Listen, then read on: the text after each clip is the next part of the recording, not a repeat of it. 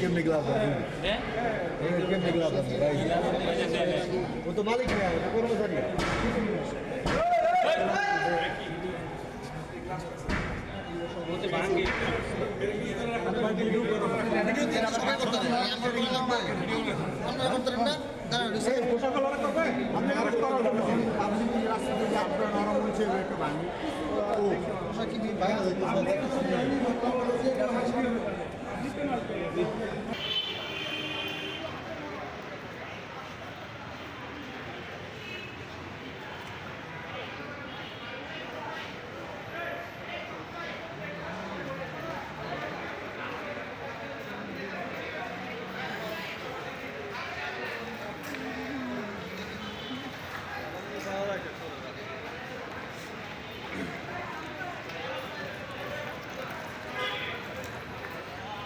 ভাই গ্লাস এ দুটো তো ভালো আছে, এটার উপর হাঁটলে এ দুটো তো ভাঙে ফেলাইবেন। প্রাথমিকভাবে আমরা জানতে পারি এগুলো মোবাইল ব্যবসায়ী।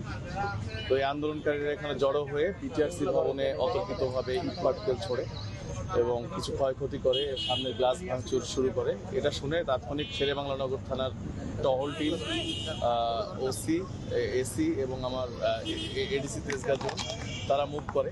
তারা এসে প্রাথমিকভাবে তাদেরকে আটকানোর চেষ্টা করে এবং তাদের সাথে কথা বলার চেষ্টা করে, কিন্তু তারা তারপরেও পুলিশের ওপরও অ্যাগ্রেসিভ হতে যখন উদ্যত হয় তখন আমরা এক্সট্রা ফোর্স আমাদের চলে আসে তাৎক্ষণিকভাবে এবং আশেপাশের থেকে আমার সশস্ত্র বাহিনীর বাংলাদেশ সেনাবাহিনীর সদস্য এবং কোস্টগার্ড ওনারাও চলে আসেন।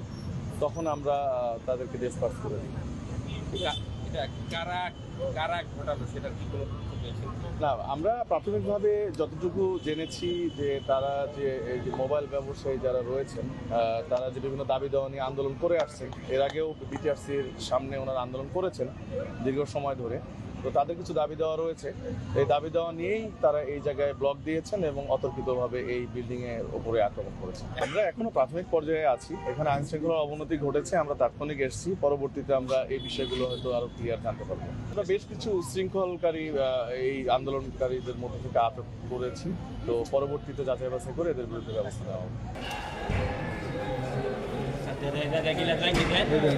কেমনি গ্লাস আছে কেমনি গ্লাস আছে ও তো মালিক না ও তো কর্মচারী